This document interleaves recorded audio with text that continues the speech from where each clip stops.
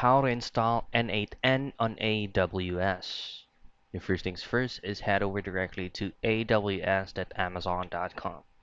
This is going to be your interface and as well as your dashboard. Next thing to do is of course create an AWS account or log into your existing account.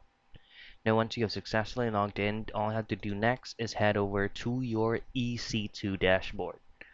Now then launch new instance and then choose Ubuntu server with the number 20.04 LTS AMI. Now select the instance type and then configure your instance details. Now once your instance is up and running, you can now then connect via SSH and then update your packages.